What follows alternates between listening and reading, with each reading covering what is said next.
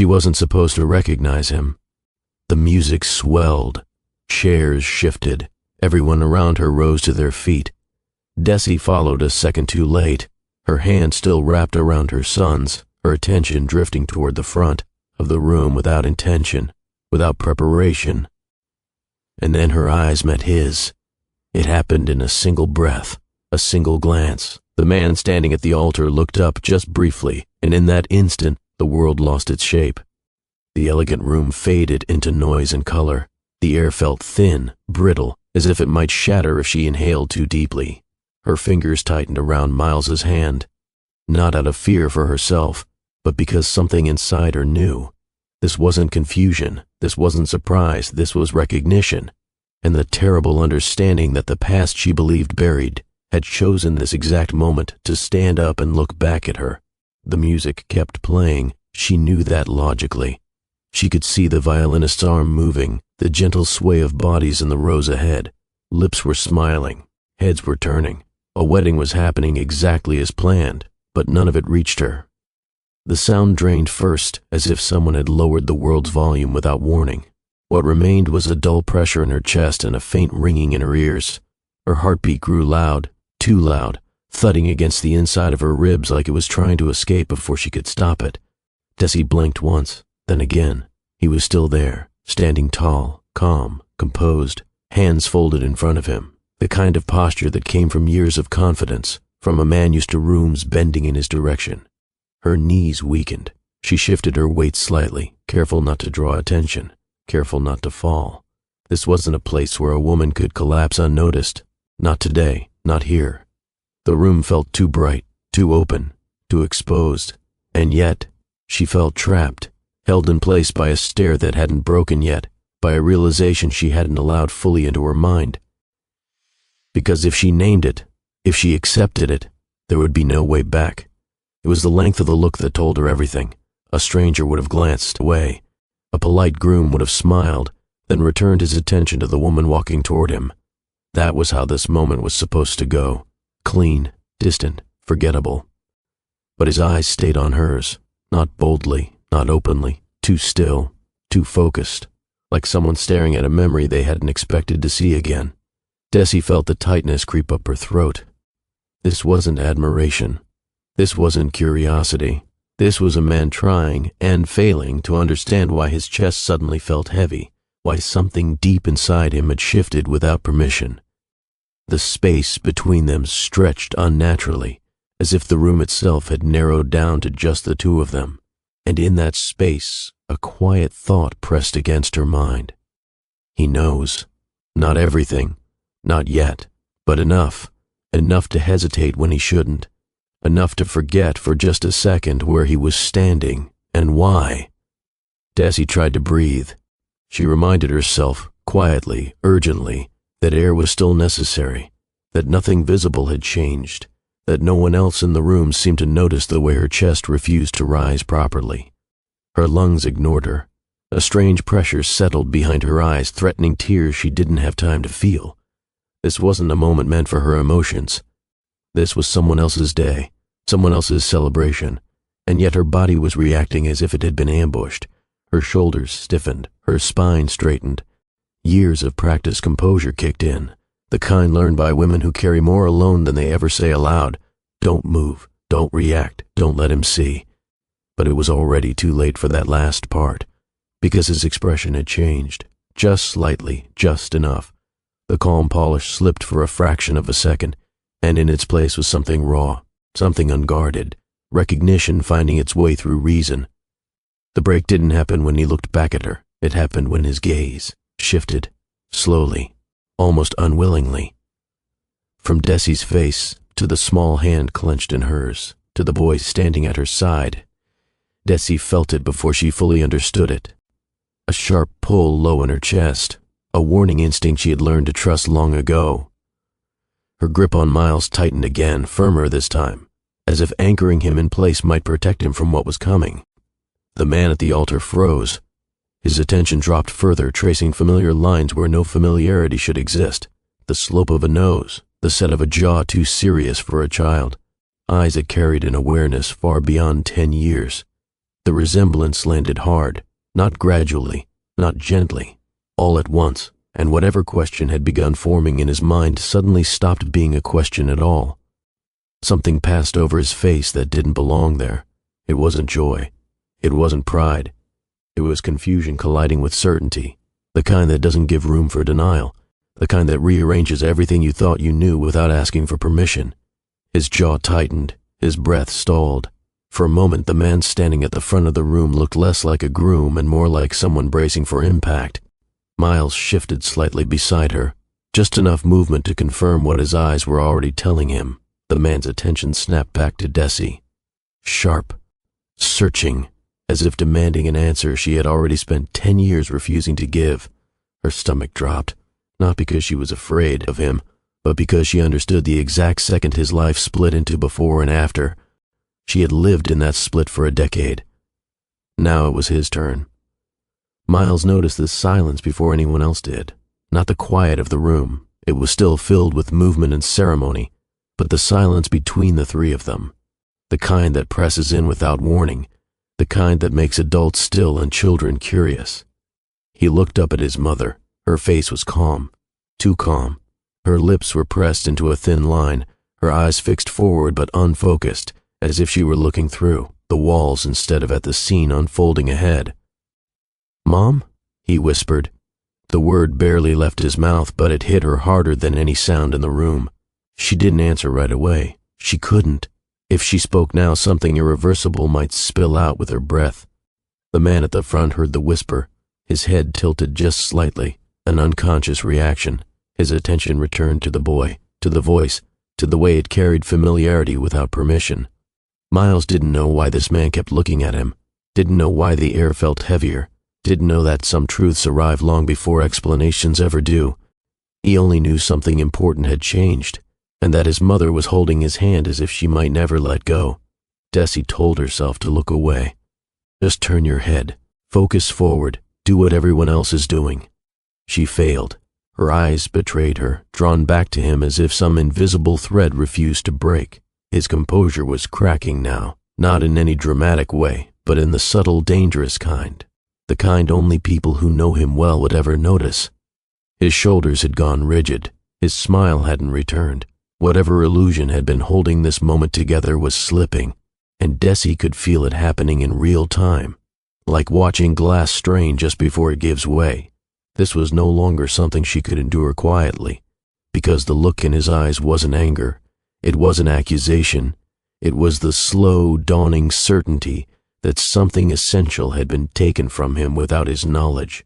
And standing there, trapped in lace and soft music, she realized something terrifyingly clear.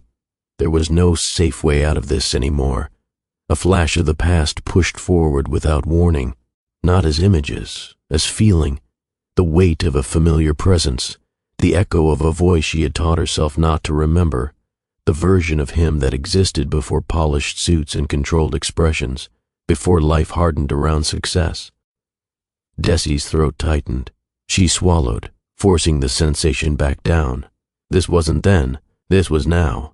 She had survived then by becoming someone different, stronger, quieter, unreachable. But the past wasn't asking permission anymore. Across the room, his hand shifted at his side, fingers curling slightly as if bracing against a surge of memory he hadn't opened in years. His eyes flickered again, back to the boy, then to her. Confirmation settling in with devastating clarity. He wasn't remembering moments. He was recognizing consequences. And that understanding pressed into Desi with unbearable weight, because she could see it forming in him. The question he was afraid to ask. The answer he already knew. No one else noticed. That was the cruelest part. Guests leaned forward in their seats. Soft smiles passed between strangers. Phones were discreetly lowered, ready for photos. Everything looked exactly the way it was supposed to look. A perfect moment, and inside that perfection, 3 lives had just been split open. Desi felt almost angry at the room for continuing without them, at the laughter that came too easily, at the ease with which the world allowed private devastation to exist unnoticed. She shifted her stance, placing herself just a fraction closer to Miles, shielding him on instinct, even though no danger stood in front of her, only truth. The man at the altar straightened slightly, as if reminding himself of where he was, of who was watching, of the role he was expected to play. But the effort showed, because once you see something like this, you don't simply unsee it, and whatever ceremony continued in that room was now only surface level. The real reckoning had already begun. Desi's mind tried to stay present. Her body refused. A familiar tension settled into her shoulders, the same one that had lived there years ago when life demanded silence instead of answers. Her palms were cold. Her pulse fluttered unevenly, as if it couldn't decide whether to race or stop altogether. She had prepared for many possibilities in life. Struggle, loneliness, raising a child on her own. She had never prepared for this. There is a specific kind of shock that doesn't come from fear, but from collision. Two truths occupying the same space, refusing to move out of each other's way. She felt it now. The woman who had survived by letting go, both standing in the same place. At the same time, with no exit in sight, he had built his life on discipline. That much was clear in the way he stood, in the way his shoulders stayed squared even as his thoughts betrayed him. Years of control didn't vanish all at once, but they cracked, quietly. His breathing wasn't steady anymore. It was shallow, measured, managed, the kind of breathing done by someone trying very hard not to show what they feel. He glanced toward the aisle, then back again, too quickly this time, as if hoping the angle might change the truth, as if a different perspective might soften what was staring back at him with unblinking clarity. It didn't. The boy hadn't moved. Desi hadn't moved, and suddenly, everything he thought he had built stood on ground that no longer felt solid. The question hovered between them, unspoken, unavoidable. It didn't need words yet. It lived in his eyes, wide with restraint, heavy with disbelief. It lived in hers, firm, guarded, already exhausted by years of holding it back. Miles shifted again, sensing tension without understanding it. His thumb traced the inside of her palm, a small grounding gesture that nearly undid her. Whatever happened next would not be gentle. She knew that with absolute certainty, because some questions, once formed, demand answers eventually, and when they do, they take more than what is given. They take time, they take peace, they take comfort, and standing there, as the ceremony pressed forward, Desi understood something she hadn't allowed herself to think until now. This wasn't the worst moment. This was only the beginning. The vows were about to begin, words about commitment, about forever, about truth spoken calmly and publicly. None of them belonged to this moment anymore, because 3 people in that room were carrying a truth heavy enough to split lives apart, and silence was no longer strong enough to contain it. You can walk away from the past. You can build something new. You can believe you've outpaced who you used to be.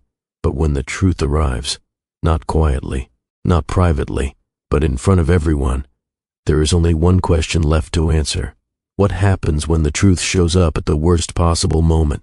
And that is where this story truly begins. The alarm on her phone buzzed once before she silenced it with a practiced swipe.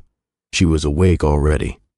Desi lay there for a moment, staring at the faint cracks in the ceiling of her small bedroom, listening to the distant hum of traffic and the soft rattle of aging pipes. Saturday, wedding day. The thought settled in her chest with a mix of warmth and unease. She sat up slowly, her feet finding the familiar worn patch of carpet beside the bed. The apartment was quiet in the way she'd grown to treasure. No raised voices, no slammed doors, just the muted comfort of knowing her son slept down the short hallway. A half-folded laundry basket leaned near the dresser, unapologetic in its reminder that real life didn't pause for celebrations. Desi nudged it aside and stood. No matter what the calendar said, mornings still followed the same rhythm, one small decision at a time. Coffee first, then wake Miles, then try not to overthink the rest. The kitchen carried the faint scent of last night's dinner and dish soap. It wasn't impressive, but it was theirs. Desi flicked on the overhead light and filled the kettle, her movements efficient and quiet.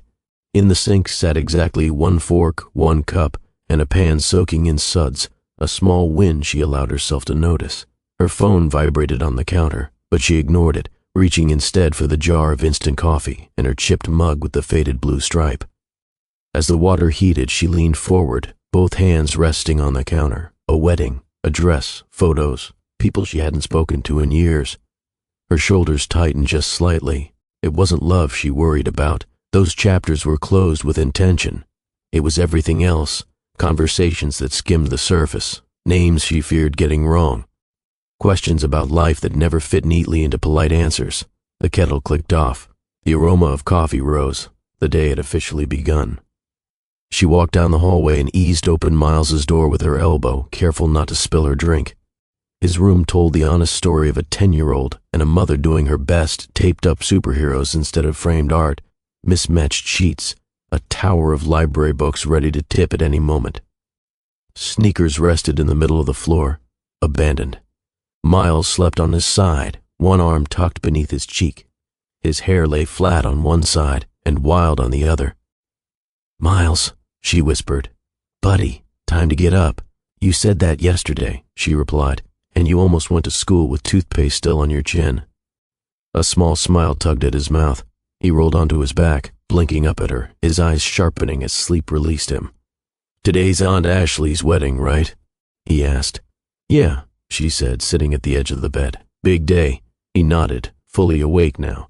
She caught that familiar look, the one that revealed how much he noticed, how much he processed quietly. 20 minutes later, his voice carried down the hallway, edged with frustration. "Mom, it's doing that thing again." She set her mug on the table and found him standing before the mirror, shirt half tucked, tie twisted into something that didn't resemble how ties were meant to look. His hair had been combed as requested, though one stubborn strand refused to cooperate. "This is why clip-ons exist," he muttered. "Turn around," she said, smiling. He obeyed with exaggerated annoyance. She stepped behind him, looping and straightening the fabric with practiced ease. "Most men don't learn this until they're much older," she said lightly. "Then they should all have moms like you," he replied plainly. The knot came together neatly. She tightened it and smoothed his collar. "There," she said. "You look very official." He studied himself in the mirror. "Like I'm going to an interview. An interview with dessert," she said, laughing. They ate breakfast at the small table by the window while sunlight filtered through thin curtains. Toast, eggs a little too firm, half a banana split between them. Miles stared at his plate as if it held answers. "Do people get nervous before weddings?" he asked. Desi took her time buttering her toast. "Some do. Why?" Aunt Ashley sounded excited on the phone, he said, but also kind of fast, like her thoughts were racing. "You notice that?" "I notice everything," she smiled.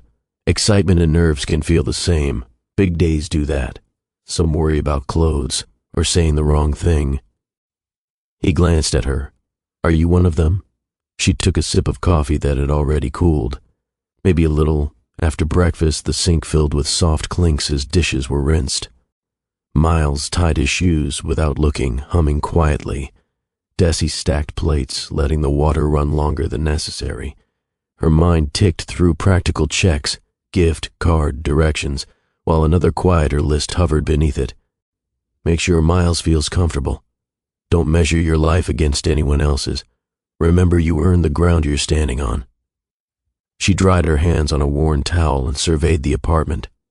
Small, uneven furniture, nothing fancy. And yet, this space held every choice she was proud of. That fact mattered more than appearances ever could. Choosing what to wear tested her patience. Her closet offered familiar work clothes and one carefully preserved dress, navy blue, simple, dependable. She changed and studied herself in the mirror. Nothing dramatic, nothing flashy, just someone who showed up as herself. Miles watched from the doorway. "You look nice," he said. "Yeah? Like one of those moms in commercials," he added. She laughed. "That's oddly specific. You don't look like everyone else will," he said after a pause. "But it's good." She felt something soften. "I'll take it." Final checks came fast. Gift by the door. Keys. Phone. The familiar unease returned as she reviewed directions. Awareness, not fear. She didn't belong to rooms defined by appearances, but she knew how to hold her ground. "Think there'll be kids?" Miles asked. "Probably, and if not, then you're stuck with me," he smiled. "Could be worse." Her phone buzzed. "Ashley, tell me you're still coming." "Desi, on our way. You'll be beautiful." "Breathe." "Ashley, I need you there." You and Miles are my good luck. Memories of shared beginnings passed through her mind, dreams once whispered over cheap food and borrowed couches. Ashley had always dreamed big. Desi's hopes had been quieter, steadier.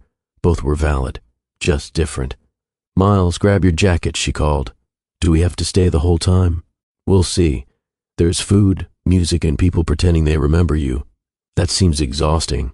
It is, she agreed. He adjusted his tie. As long as there's cake. There better be, she said.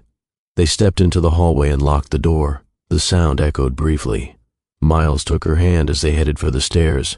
What are you thinking about? He asked. How proud I am of Ashley, she said, and how strange it is to watch someone start a new chapter. And about us? He asked quietly. She stopped and looked at him. No, today's about making sure you enjoy yourself. He nodded. Okay. Outside, the day was bright and open. As they walked toward the car, Desi straightened her shoulders and held on to one steady truth. Whatever waited ahead, she and her son were walking into it together. Desi met Ashley during their second week of college, in a cramped lecture hall where the air felt stale and the professor spoke too quickly. Ashley slid into the empty seat beside her 5 minutes late, breathless, unapologetic, and smiling like she belonged everywhere at once. She smelled faintly of citrus and confidence. Did I miss anything important? Ashley whispered. Desi shook her head. Just 40 slides and a warning about attendance. Ashley grinned. Perfect. I knew I liked you already. By the end of the class, Ashley had borrowed Desi's notes, invited her to coffee, and confessed, without embarrassment, that she planned to be someone very hard to ignore one day. Desi listened, amused, quietly intrigued. She hadn't yet learned that some people speak their futures aloud because they intend to chase them relentlessly. From that moment on, they were rarely apart. They became friends in the way people do when neither is pretending. They shared cramped apartments with loud radiators, dollar store groceries, and the kind of exhaustion that came from trying to become adults without any real instructions. They studied late, laughed too loud, and leaned on each other when grades slipped or checks bounced. Ashley was bold where Desi was careful. She took up space naturally, spoke her disappointment out loud, and made lists of goals that felt almost reckless in their ambition. Desi, on the other hand, found satisfaction in quieter victories, passing a hard class, keeping her bills paid, knowing where she'd sleep at night. They didn't compete, they balanced. When Ashley dreamed aloud about penthouses and corner offices, Desi listened. When Desi talked about wanting a life that felt steady, Ashley didn't mock her. She teased her gently, then promised she'd invite her to the rooftop parties when the time came. They split ramen packets and laughed about it. They took turns crying in the bathroom when relationships fell apart, when parents disappointed them again, when the future felt far too large and far too close at the same time. Ashley loved with intensity, fast, fearless. When she fell for someone, she jumped without checking the ground. Desi watched with equal parts admiration and concern, handing her tissues after breakups and reminding her, sometimes, that wanting more didn't mean settling less. You worry too much, Ashley would tell her, flopping dramatically onto the couch. And you trust too easily, Desi would reply, passing her a glass of water and sitting beside her anyway. They were opposites in motion, but aligned at their core. Loyalty came naturally to both of them. Neither ever questioned whether the other would show up. They always did. Ashley talked about success the way people talked about destinations. She saw herself moving through the world in tailored clothes, commanding rooms, choosing her life instead of accepting it. She chased internships aggressively, applied for positions others were afraid to name, and spoke without apology about wanting recognition. Desi admired that hunger even when she didn't share it. Her own dreams lived closer to the ground. She wanted a home that felt like rest, a partner who chose her without hesitation, work that didn't swallow her whole. She believed a good life didn't need to be loud to matter. Ashley never dismissed that. She just didn't understand it. You're capable of more, she'd insist. I know, Desi would say. This is my more. Ashley would grin, shake her head, and promise they'd both get what they wanted, just in different ways. Years passed. Graduation arrived. Paths began to diverge slowly, then all at once. Ashley moved fast through the world after college, changing cities, jobs, and social circles with ease. She adapted to new environments the way she always had, confident, alert, convinced she deserved the best things available. Desi stayed closer to where she was, choosing predictability over momentum. She kept in touch, though. Late-night phone calls turned into long text threads. Visits happened when they could afford them. When Ashley talked about her latest position or a new relationship, Desi listened with the same interest she always had. There was no jealousy, only distance, and sometimes unspoken things grow louder when silence stretches. But loyalty doesn't vanish just because lives change shape. When Desi's life took an unexpected turn, Ashley was one of the first people she almost told. The moment came late one night, phone pressed to her ear, Ashley's voice buzzing with excitement about a new opportunity, a new direction, bigger stakes.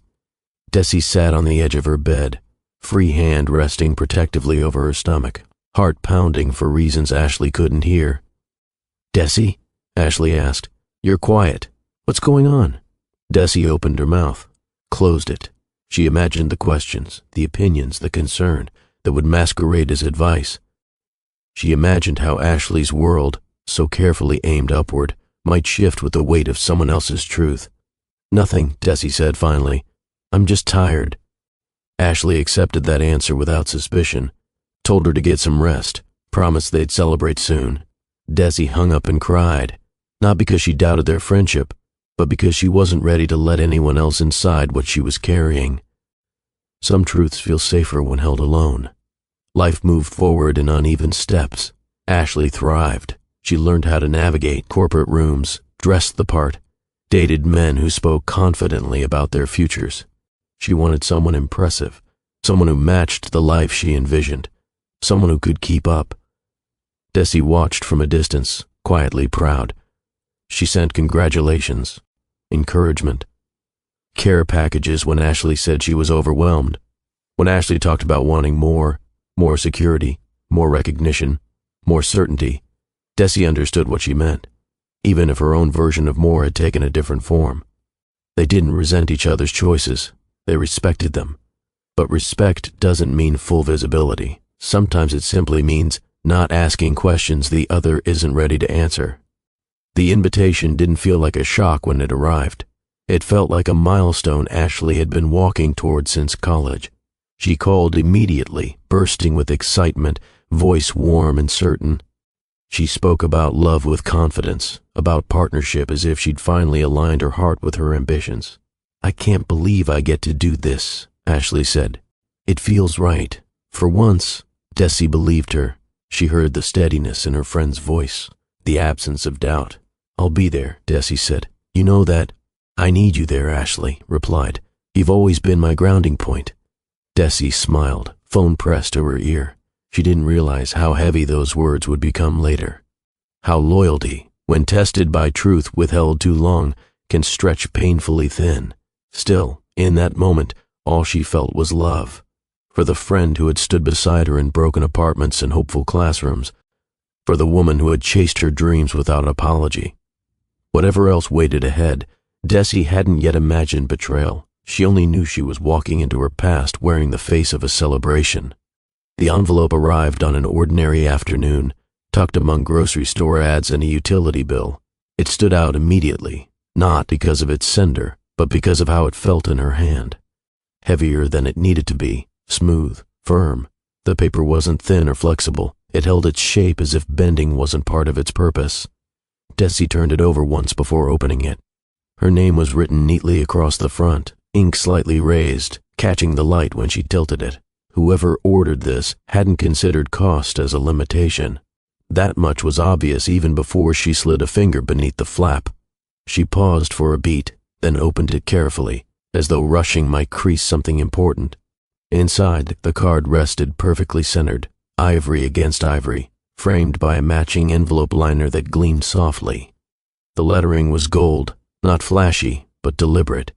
Each word looked pressed into place, not printed. She read the names slowly, absorbing them as she always did. Ashley Weissnat. That made her smile. Of course. And beneath it, another name. One she didn't recognize. One that meant nothing at all. Dominic Grimes. She read it twice, then once more. just to be sure she wasn't missing something familiar. The name sat there comfortably, secure in its importance, while remaining completely empty of meaning to her. She didn't search her memory. She didn't feel curious enough to wonder. It was just a name. At the time, that felt normal. She ran her thumb lightly along the edge of the card, noticing the thickness, the way it resisted slightly before giving in. The date, the location, a venue name she'd never heard of, followed by a city she rarely visited. It all sounded large, deliberate, carefully selected. This wasn't the kind of event planned on intuition alone. This was planning measured in numbers, in contracts, in decisions made far in advance. Desi folded the card back into the envelope and set it on the table beside her keys. It looked out of place there, between a coupon flyer and her phone charger. She went back to what she was doing, but her eyes drifted toward it more than once. Not with excitement, with something closer to awareness, like realizing you're about to step into a room much bigger than you're used to. Ashley called later that evening, her voice already riding high before Desi said hello. "Did you get it?" Ashley asked, breathless. "I did," Desi replied. "I wanted it to feel special," Ashley said quickly. "Not stiff, just real, like us but elevated." Desi laughed softly. "It definitely feels special." Ashley took that as approval. She always had a quick ear for encouragement. "I can't believe this is my life," she went on. "I keep thinking I'll wake up and still be late for class, still sharing a fridge with 3 roommates." "You earned this," Desi said. And she meant it. Ashley hummed approvingly, then rushed ahead. She talked about colors, timing, the guest list growing faster than she expected. Everything sounded big, intentional. And through it all, Desi listened from her kitchen table, phone tucked between shoulder and ear, her world quiet and modest around her. The name came up once more, briefly, almost as an afterthought. "Dominic's parents are flying in early," Ashley said, as if mentioning the weather. "They're very particular." Desi nodded, even though Ashley couldn't see her. "I'm sure it'll be beautiful." "It will be," Ashley replied, confident. "He loves details, and people notice him." That gave Desi pause, not because of who he was, but because of how Ashley said it. There was pride there, reassurance. "Well, I'm excited for you," Desi said. And she was, fully, honestly. The name still didn't mean anything. After the call ended, Desi picked the invitation up again. This time she studied it more closely. The venue description, the formality of the language, the way everything sounded like an experience rather than a gathering.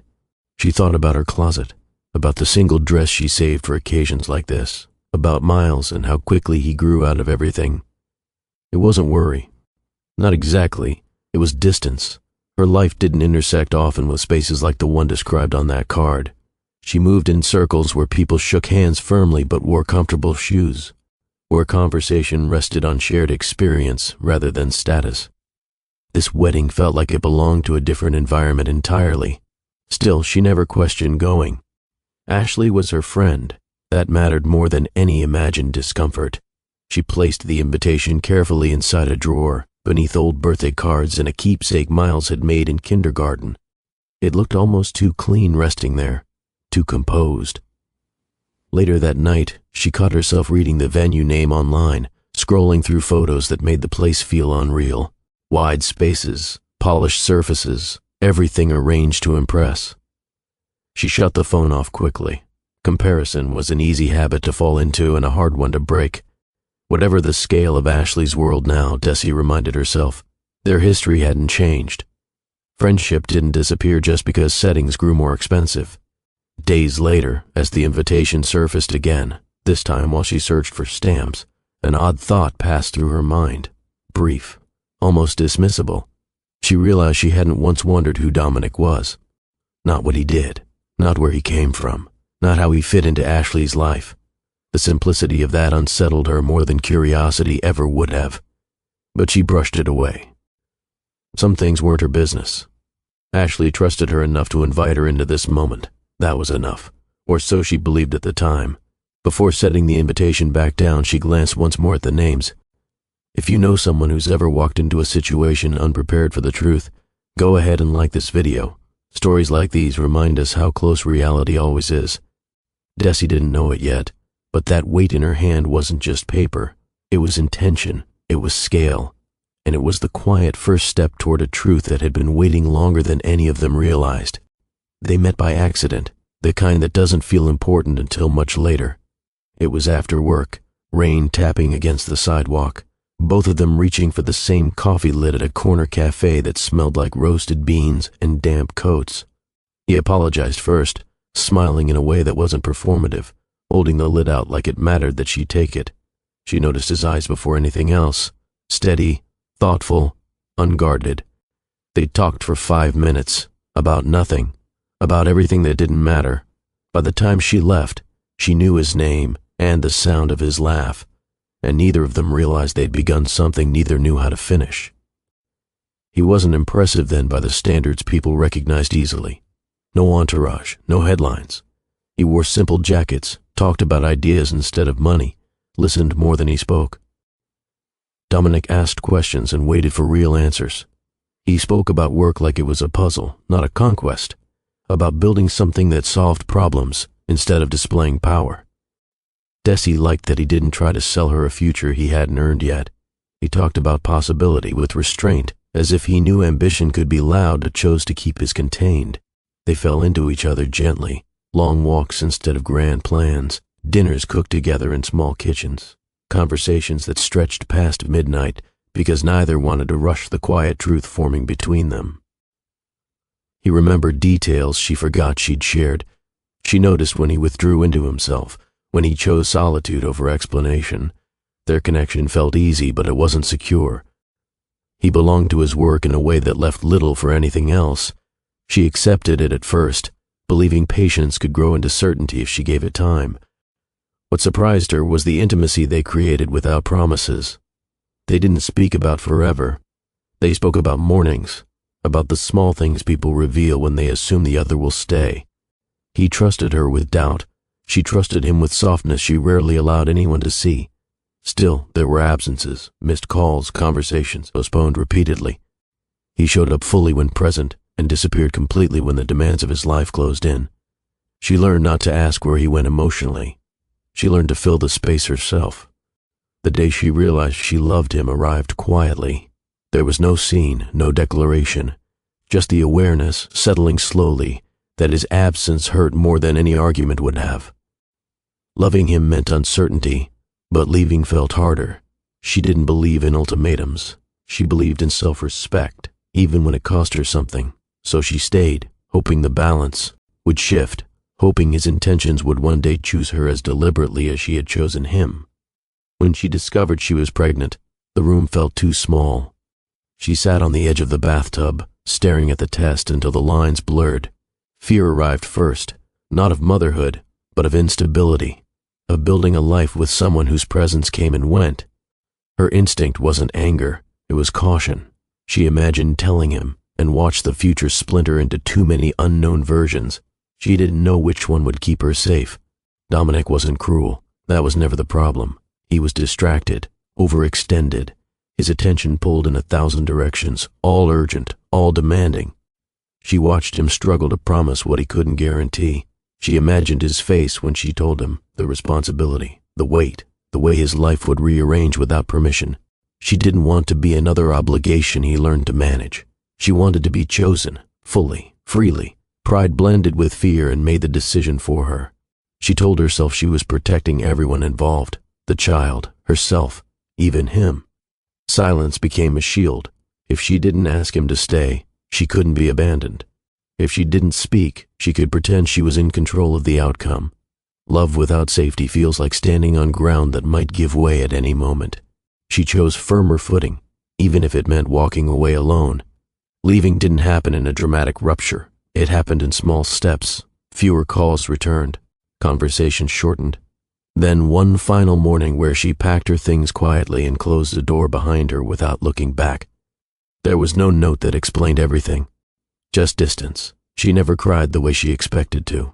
She moved forward on practicality and resolve, telling herself that if love couldn't offer steadiness, it wasn't something she could build a child's life around. Motherhood reshaped her priorities overnight. Fear gave way to focus. Days became structured around survival and responsibility. Nights were quieter than she remembered them being. She thought of him sometimes, rarely with anger, more often with a distant ache. She didn't track his path. She avoided news that mentioned his name once it began appearing more often. Knowing would have invited questions she refused to revisit. Regret existed, but it didn't consume her. She believed she'd done the right thing with the information she had at the time. She raised her son with intention, teaching him kindness, presence, honesty. She built a world small enough to manage, strong enough to endure. She didn't romanticize the past. She didn't erase it either. She carried it carefully, folded and tucked away, like something fragile but finished. Years passed. Dominic became someone the world noticed. The man she once knew was layered beneath reputation and success. She wondered briefly if he would have risen the same way had she stayed. The thought didn't linger. Her life wasn't defined by hypothetical versions of his. She had chosen a path that required courage every day, not applause.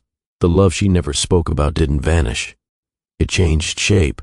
It became a quiet understanding, a reminder that love without security can still be real, and walking away doesn't always mean the feeling disappears. Sometimes it means you choose responsibility over longing. Sometimes silence is the only way you know how to protect what matters most, and sometimes what you leave behind grows into something powerful without you ever intending it to. The drive grew quieter the farther they went. Traffic thinned, buildings spread out, and the city's rough edges softened into long stretches of green and stone. Desi followed the navigation carefully, her hand steady on the wheel, her eyes scanning signs that looked deliberately understated. Nothing flashy, nothing accidental. Even the road felt curated, as if only certain people were expected to travel it regularly. Miles pressed his forehead, briefly to the window, then sat back. "This is far," he said. "It is," Desi replied. "Big places usually are." As they rounded the final turn, the venue came into view, opening wide and bright against the landscape. Desi slowed without realizing it, not out of confusion, out of instinct. The scale of it demanded that kind of attention. The building didn't announce itself with signs or gates. It didn't have to. Glass stretched high and clean, reflecting the sky in a way that made the structure look lighter than it was. Stone paths curved outward with intention, lined by flowers arranged so precisely they seemed practiced. Everything felt composed, fixed in place long before anyone arrived. Desi parked among a line of cars that cost more than her annual salary. She cut the engine and sat there for a moment, listening to the sudden quiet. "This is... wow," Miles said softly. She nodded. Words weren't useful right now. She checked her dress once more, smoothed Miles's jacket, then opened the door. The air outside smelled clean and faintly floral. Not natural exactly, controlled, designed to impress quietly. Inside, the space expanded instantly. Light poured down from above, bouncing off polished surfaces and white accents.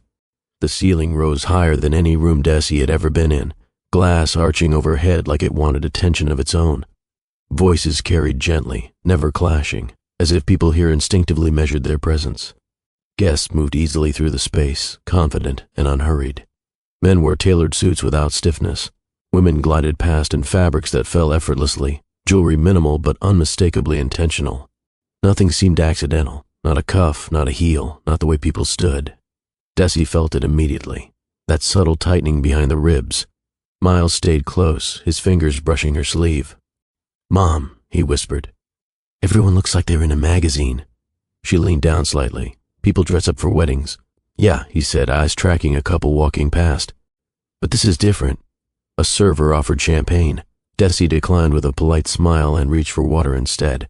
Her reflection briefly caught in the glass panel nearby. Simple dress, calm expression, eyes that refused to shrink even as her surroundings expanded. She reminded herself she belonged wherever she stood. Still, she noticed the glances, not judgmental, curious, the kind people gave when fitting someone into an unfamiliar category. She wasn't invisible, but she wasn't quite part of the picture either. Conversation floated around them, smooth and practiced. Work titles dropped casually. Travel destinations referenced without explanation.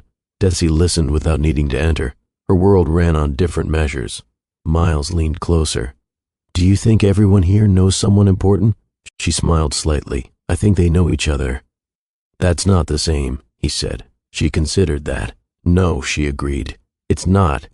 Ashley appeared like a beam of focused light, not moving quickly, moving surely.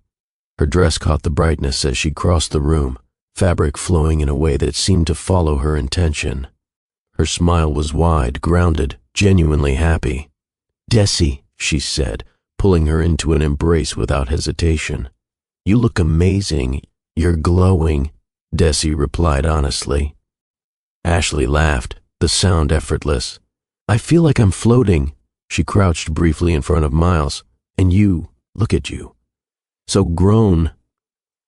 Miles shifted, polite but observant. "This place is really big," he said. Ashley smiled. "It is. Wait until you see outside." She straightened, eyes bright. "I'm so glad you're here. I'll introduce you to Dominic later. He's finishing something with the coordinator." Desi nodded easily. The name still carried no weight. "Take your time," she said. Ashley squeezed her hand before moving off, energy trailing behind her like something contagious. They wandered slowly toward the seating area, the space opening further as they moved. Desi's heels echoed softly on the stone floor, measured and contained. She kept her pace controlled, aware of how movement read in a place like this. Miles scanned the room. "Everyone standing the same way," he murmured. "What do you mean?" "They all look relaxed," he said, "but not like they actually are." She glanced down at him, surprised. "What makes you say that?" He shrugged.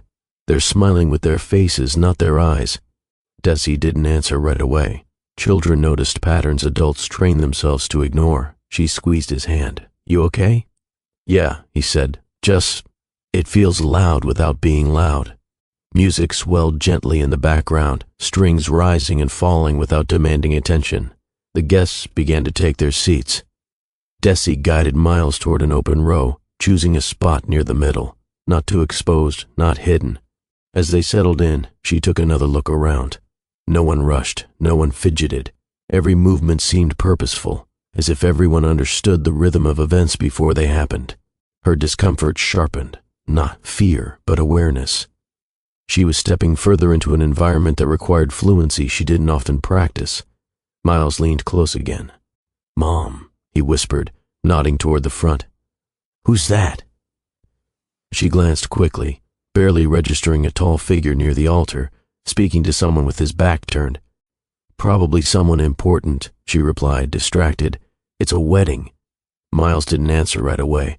His gaze lingered longer than hers had. She adjusted herself in the chair, smoothing her dress, grounding herself in physical motion. The ceremony hadn't started yet, but the energy had shifted. Anticipation moved through the room like a held breath. The man near the front stepped aside, expression unreadable from a distance. He was composed, self-assured, the kind of presence that quietly controlled a room without effort. Desi didn't look closely. She didn't need to. Miles did. "He looks familiar," Miles said quietly. She smiled faintly and shook her head. "I don't think so, honey." He frowned, unconvinced, but didn't argue. That unsettled her more than if he had. The room settled further. Music softened. Guests straightened. Conversations faded into murmurs, and then nothing. Desi became acutely aware of her surroundings. The weight of the chair, the temperature of the room, the way light curved across the floor toward the altar. Everything felt precisely placed.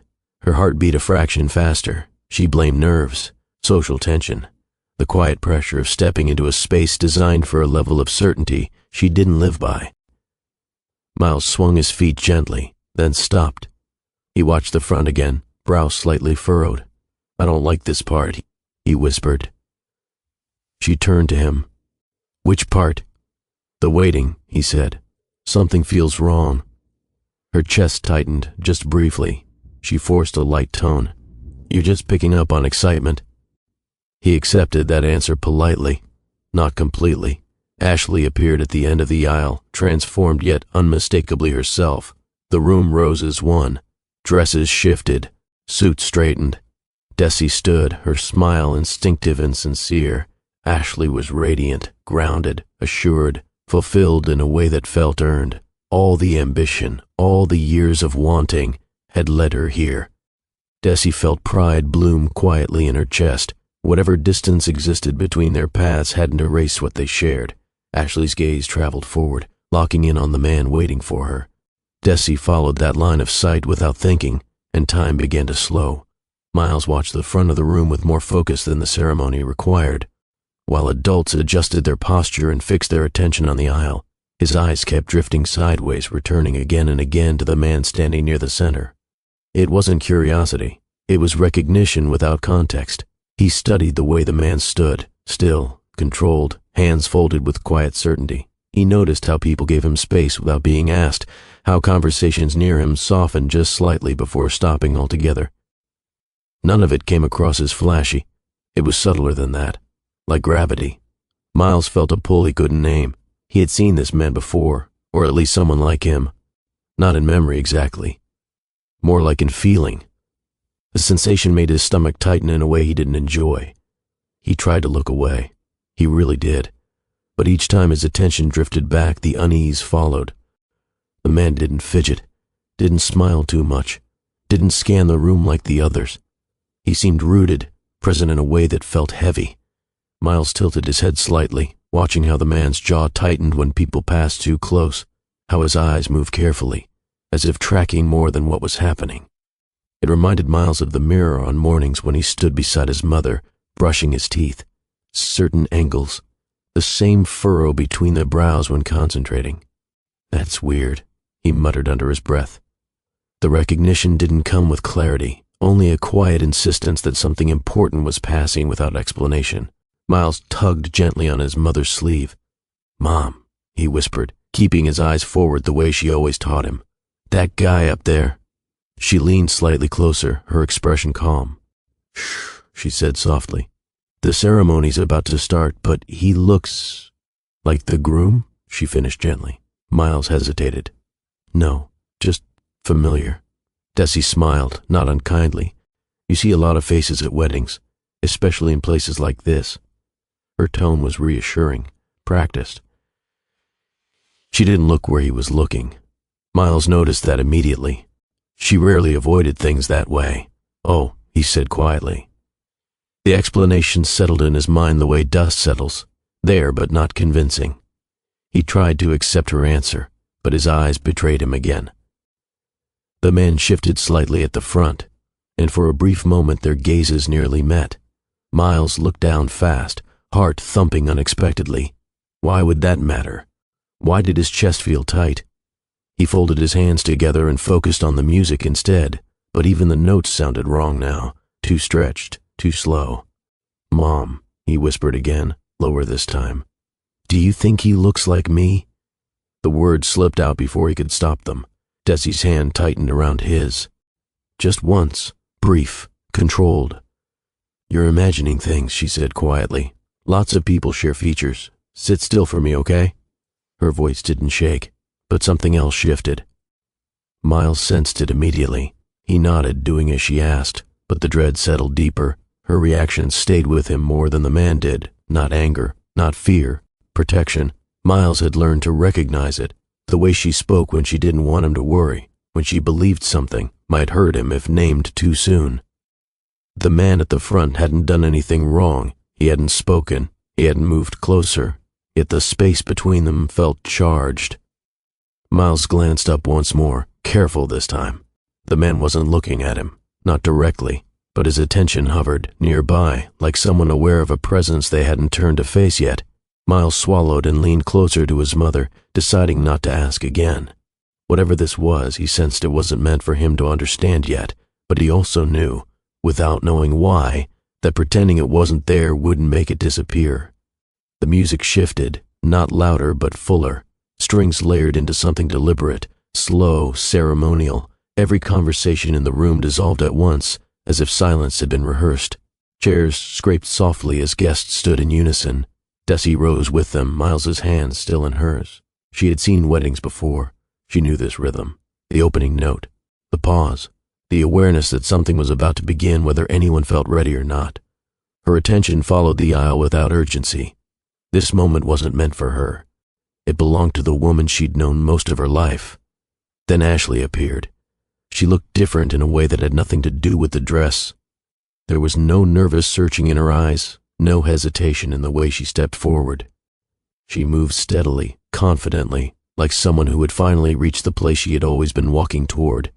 The fabric caught the light with every motion, but it was Ashley herself who held the room. Desi felt pride bloom instantly, warm, genuine. This was her friend, ambitious, determined, glowing with certainty. Miles leaned closer. "She looks really happy," he whispered. "She is," Desi replied softly. Ashley's smile widened as she walked, and her gaze lifted toward the front of the room, toward the man waiting for her.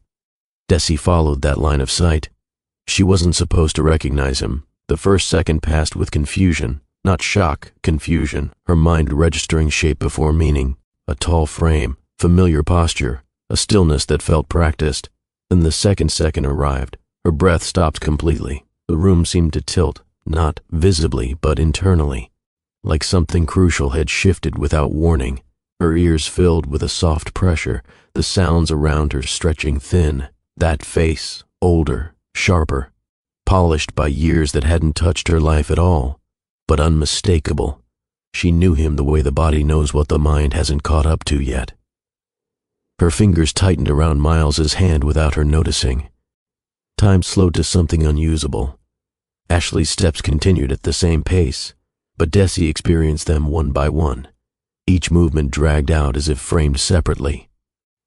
Lace brushed the floor, light bent toward the aisle. The music sustained its note. At the front, the groom stood motionless, calm, composed, until his eyes shifted. They met hers, not accidentally, not briefly. He froze, just for a fraction of a second, but enough for everything inside Desi to come undone. Dominic's face held recognition before he was ready for it. His control didn't disappear, it fractured. The smooth mask slipped not through expression but through stillness. His breath lodged in his chest. His jaw tightened as if to contain something threatening to escape. This wasn't curiosity. This was a collision. Desi felt it land across the space between them like impact. The past, long restrained, stepping forward without permission. She couldn't move. Her knees locked. Her throat closed. A strange heat rushed through her chest, then vanished just as quickly, replaced by cold clarity. The word formed soundlessly. Not denial, plea. This wasn't possible. Not here. Not now. Ashley drew closer, unaware, smiling at the man whose world had just split in half. Desi's vision blurred at the edges. She focused on the aisle runner to stay upright. Dominic forced himself to breathe. Once, twice. His eyes flicked away from Desi, desperately returning to the role he was meant to play. The man-fiancé, the man with the future perfectly aligned.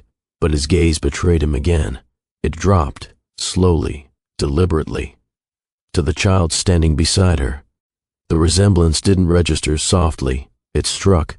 The angle of the face, the set of the mouth, eyes too observant for their age, a seriousness that mirrored his own childhood photographs, the ones no one saw anymore. Dominic's chest tightened painfully. That's not possible. And yet every instinct he trusted was screaming otherwise. His hands curled slightly at his sides. His grounding shattered. Years of success, discipline, certainty, none of it prepared him for this moment. Miles looked up at his mother, confused by the sudden tension running through her body. "Mom?" he whispered. She didn't answer. She was staring at the man at the front now, not in disbelief, in recognition fully accepted. Her face drained of color. The room felt distant, unreachable. She saw the moment Dominic understood. She saw it cross his expression like realization without language, and she knew this was no longer something she controlled. Ashley was nearly halfway down the aisle. Guests watched with approval, unaware the ceremony had already broken open somewhere near the center row. Desi's heart pounded unevenly. She fought to keep her expression composed, to protect Miles from the fracture happening inside her, but silence pressed harder than sound ever could. She sensed Dominic's panic without looking. She had lived with panic differently, with endurance. Now it was his turn. Dominic felt the room closing in. The music felt too slow, the distance too long. Every step Ashley took brought him further from the life he thought he understood, and closer to a truth he had never seen coming. His gaze lifted again, one last time, to Desi. She didn't look away. There was no accusation in her eyes, no triumph, only a quiet devastation that told him everything he needed to know. You left. I stayed, and this is what remains. The words weren't spoken, but they passed between them unmistakably. Dominic swallowed hard. His future stood before him in white uncertainty.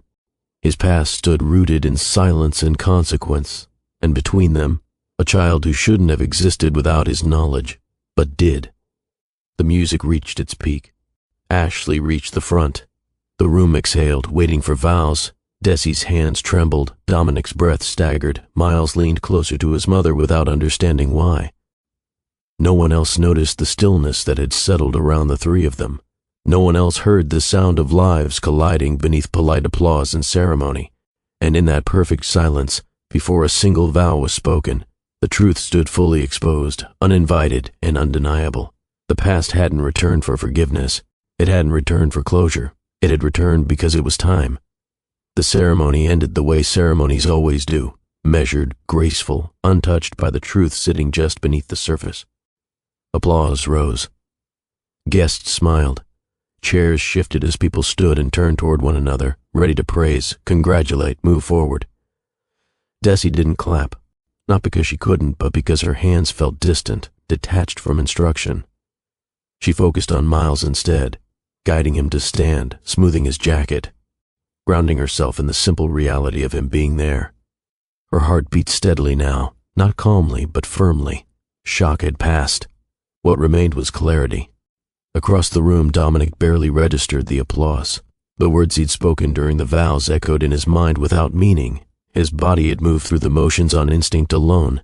Now that it was over, the weight hit him fully. He looked for her immediately. She was already watching him. He waited until the crowd began to thin, until people filtered toward the reception space in easy clusters. He didn't rush. This wasn't a moment to be claimed, it was one to be endured responsibly. When he approached, he moved carefully, as if sudden motion might break something already fractured. "Desi," he said quietly. She turned just enough to acknowledge him, her expression controlled, eyes steady. "You don't get to say my name," she replied, not sharply, simply fact. Miles stood between them, sensing tension without context. His eyes darted from one adult to the other, confusion replacing curiosity now. Dominic noticed him immediately and lowered himself slightly so he wasn't looming. "I didn't know," he said, voice strained but even. "You need to know that. You need to understand," Desi answered, "that what you did know isn't the point anymore." Her posture stayed firm. This wasn't anger. It was boundary. Miles tugged lightly at her sleeve. "Mom, what's happening?" She placed a hand on his shoulder. "Nothing you need to worry about right now," she said softly. "Stay close to me." Dominic straightened, swallowing. "Is his name Miles?" Miles nodded. Dominic's breath caught for a fraction of a second. Hearing it spoken made everything real in a way recognition alone hadn't. "My name's Dominic," he said gently, then stopped. That felt like too much already. I looked at him, Dominic continued, keeping his voice low, respectful, and I knew there was something I'd missed, something that didn't belong to coincidence. "You didn't miss it," Desi said. "You weren't here for it. The distinction mattered." He nodded slowly. "That's on me." Her eyes flickered, not softened but acknowledged. Accountability landed differently than excuses. Before either of them could speak again, a familiar voice cut through the space. "What's going on?" Ashley stood a few steps away, still glowing in white, confusion creasing her expression. Her happiness hadn't left her. It paused, uncertain, sensing the shift. Dominic turned toward her, tension visible now. "Ashley." Desi faced her friend directly. She didn't flinch. She didn't raise her voice. "You should hear this from us," she said. Ashley's smile faded. "Hear what?" Desi took a breath, not to steady herself, but to choose her words carefully. She'd waited long enough. She wouldn't add cruelty to truth. "The man you just married," Desi said quietly, "is Miles's father." The words didn't echo. They didn't need to. Ashley stared at her, unblinking. Then she laughed once, softly, reflexively. "That's not funny," she said. "It's not meant to be," Desi replied. Ashley looked at Dominic. He didn't speak. He didn't deny it. His silence confirmed everything before he opened his mouth. "I didn't know," he said finally. Until today. Ashley's hand trembled as she lowered it from her bouquet. You didn't know, she repeated slowly, but you didn't tell me anything about her, about your past with her. I didn't think. Don't, Ashley said. Her voice stayed calm, but hurt replaced confusion now. Don't finish that sentence. Miles shifted beside his mother. Why is everybody upset? He asked, not scared, just confused. Desi crouched beside him, meeting his eyes. Because sometimes adults learn things late, she said, and it takes a minute to figure out what to do next. He studied her, trusting, even now. People moved around them, unaware of the fracture. Someone laughed nearby. Glasses clinked. The world continued with uncomfortable indifference. This didn't have to come out like this, Dominic said, regret etched deeply now. No, Desi said. It didn't. But avoiding it didn't make it disappear either. Ashley's gaze moved between them, realization dawning piece by piece. How long? She asked. Desi answered honestly. 10 years. Ashley inhaled sharply. You knew? All this time? Yes, and you never said anything. Desi didn't defend herself. I didn't come here to destroy your day, she said. I came because you're my friend, and because I believe the past was finished. Dominic looked down. I built a life that did include something essential, he said, and now it's standing right in front of me. Ashley stepped back, needing space. I need a moment, she said, voice steady only through effort. I need honesty more than reassurance right now. She walked away, leaving the air heavier than before. Dominic exhaled fully for the first time since the aisle. He turned to Desi again. I won't claim something I didn't earn, he said, but I'm not walking away from this. She studied him, assessing, not emotionally but practically. Your intentions don't decide what happens next, she replied. Miles's well-being does. I understand. Good, she said. He glanced at Miles, then looked back to her, waiting.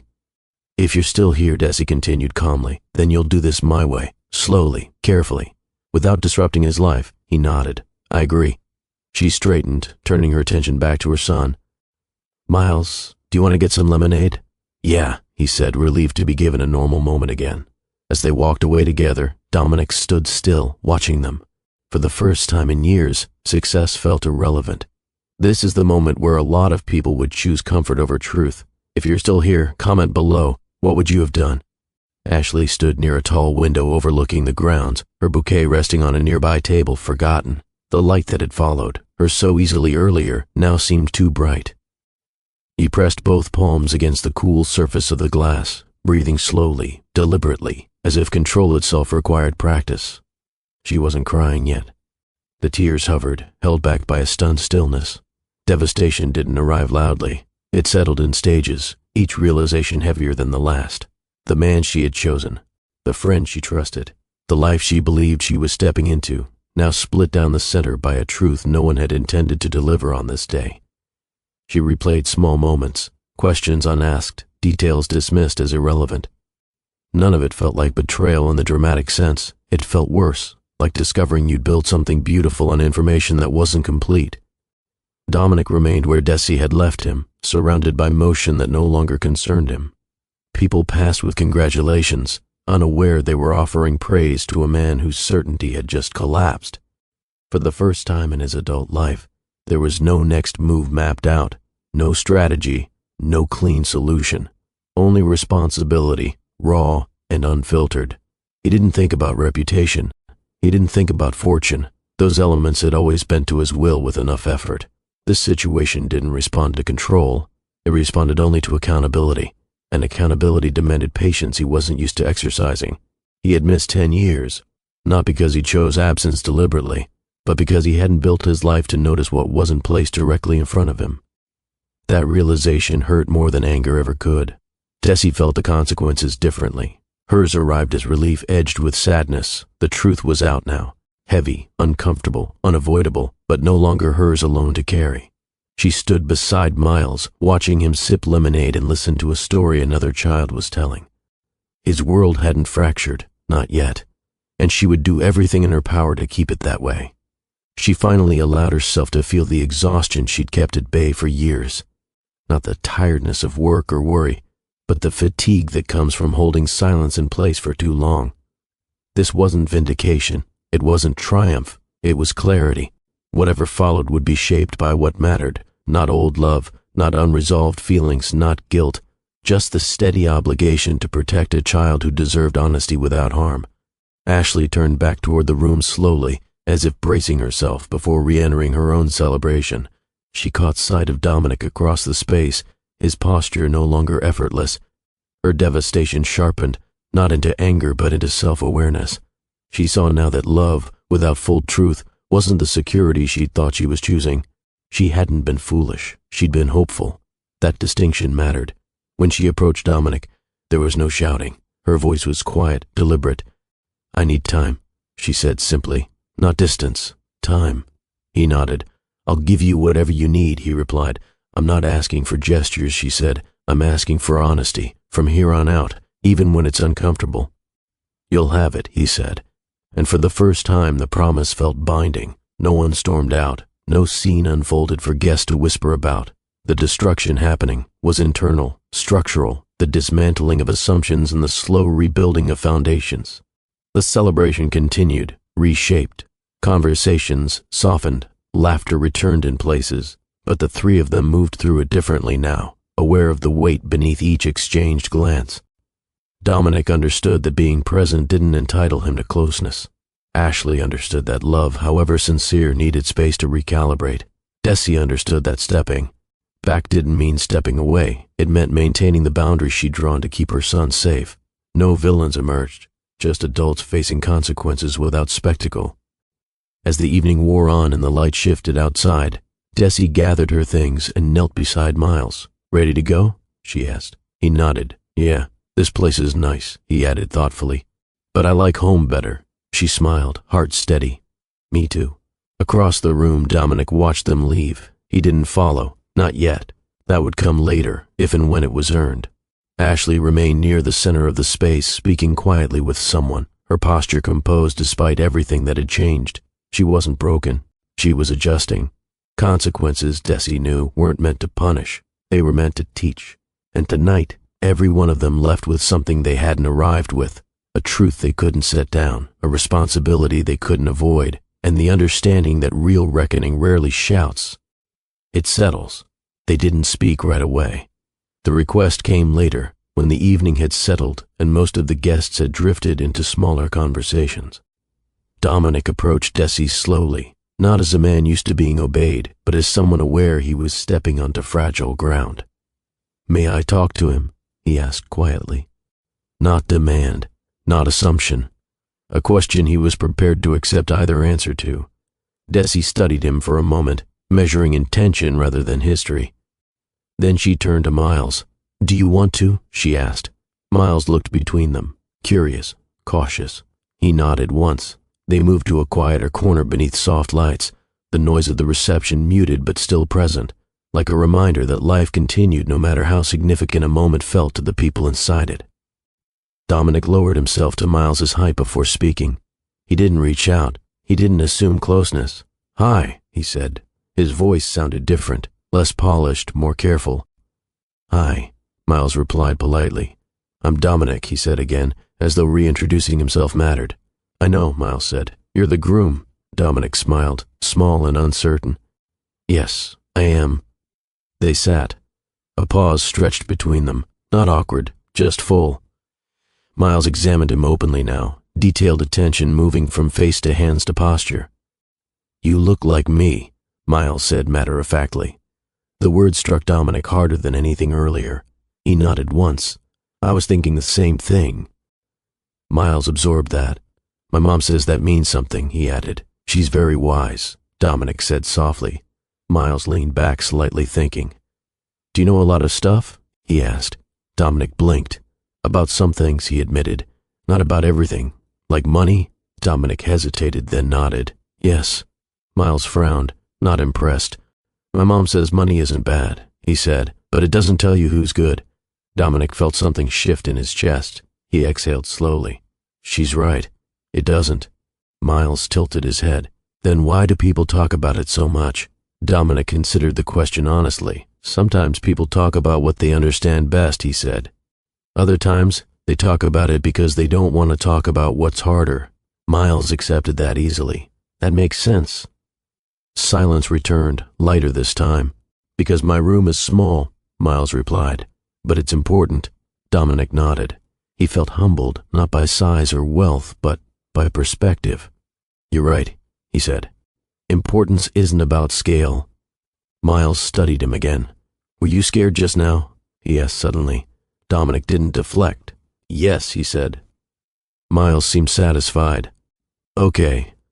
Something about that simple acceptance unraveled the last of Dominic's composure. Not visibly, not dramatically, but internally where it mattered. For years, fear had been something he managed privately, never admitted aloud. Saying it now felt oddly grounding. Desi watched from a short distance, not intruding, not hovering. She trusted Miles's instincts. She also trusted her own ability to step in if needed. She noticed how Dominic listened more than he spoke, how he didn't try to impress, how his shoulders stayed relaxed, not performative. This isn't what I expected, Dominic said carefully to Miles. What did you expect? I thought I'd be explaining a lot, Dominic admitted. Instead, I'm learning, Miles smiled. Adults forget they can do that. Dominic laughed quietly. I think I did. Miles leaned forward a little. Are you going to disappear? He asked. The question carried no accusation, just curiosity. Dominic's chest tightened. He looked briefly toward Desi, then back to Miles. No, he said simply. But I won't rush either. Your mom gets to decide what's best. Miles nodded, satisfied. She's good at that. When they stood, Dominic didn't reach for Miles's shoulder. Instead, he extended his hand, giving the boy the choice. Miles considered it, then shook it firmly. You're not scary, Miles said. Dominic smiled. That's good to hear. As Miles returned to his mother's side, Dominic remained where he was for a moment longer, absorbing what had just happened. This wasn't a reunion. It wasn't resolution. It was something quieter and far more significant. He had met his son not through entitlement, but through permission. Not through authority, but through humility. For the first time, success felt irrelevant. Character didn't announce itself. It revealed itself slowly, through listening, restraint, and respect. And in that quiet exchange, healing didn't arrive fully formed. But it began. Ashley made her choice quietly. There was no announcement, no explanatory speech offered to guests or extended family. By the end of the night, she had stepped out of the dress, folded it carefully, and placed it back where it belonged, not discarded, not destroyed. Just paused. She chose distance, not punishment, space, not blame. She refused to rewrite history into something cruel just to make sense of her pain. Loving someone, she realized, didn't obligate her to accept a life built on missing truth. She told Dominic she needed time to see him clearly. Not as a husband, not as a mistake, but as a man capable of honesty when it cost him comfort. Whether that clarity would lead her back to him or away for good was something neither of them could decide yet. That uncertainty wasn't weakness, it was integrity. Dominic didn't try to fix anything with speed. That was his old instinct, to solve, to move fast, to control outcomes before discomfort settled in. This time he chose differently. His next step wasn't public, it wasn't strategic, it was personal. He adjusted his schedule not to make space for optics, but to make space for accountability. He sought guidance, not validation. He stopped assuming that intention counted the same as presence. He accepted something that didn't come naturally to him. That fatherhood begins with patience. That trust isn't reclaimed by money or promises. That being allowed near a child is a privilege, not a right. For the first time, his life wasn't measured by results he could point to. It was measured by restraint. Desi returned to her life without drama. School mornings continued, work deadlines waited, dinner still needed to be made. What had changed wasn't her routine, it was the weight she no longer carried alone. She stood firmer than before, not because she was vindicated, but because she had honored her boundaries. She hadn't needed to raise her voice or defend her past. She had simply told the truth when it could no longer be avoided, and protected her child when it mattered most. That was strength she had practiced quietly for years, and now others finally saw it. Miles adjusted faster than anyone expected. Children often do. His world didn't collapse because it hadn't been built on illusion. He absorbed new information with curiosity, not fear. He asked questions when they came. He listened to answers without needing them to be perfect. He understood instinctively that adults sometimes take a long time to become who they are supposed to be. What mattered to him wasn't wealth or status or ceremony. It was consistency, honesty, the way people showed up when it would be easier not to. In that, he was already ahead of most. Ashley and Desi spoke days later, not at length, not to dissect the past, just to check in, to reaffirm something neither had truly lost, even when everything else cracked. Their friendship didn't end with blame. It shifted, it matured, it endured because it had been built on truth long before this moment demanded it. Some bonds don't survive when tested. Others deepen because they refuse to lie to themselves. Nothing resolved perfectly. That was the lesson. Families don't snap into shape overnight. Trust doesn't reset. Love doesn't erase consequence. But healing doesn't require perfection. It requires courage. It requires truth spoken without cruelty. And it requires the willingness to face what's uncomfortable instead of burying it. They ask better questions than they once did. The future remained open, uncertain, real, and that was enough. If this story moved you, share it with someone who needs the reminder that truth doesn't destroy. Hiding it does. And subscribe for more stories that matter.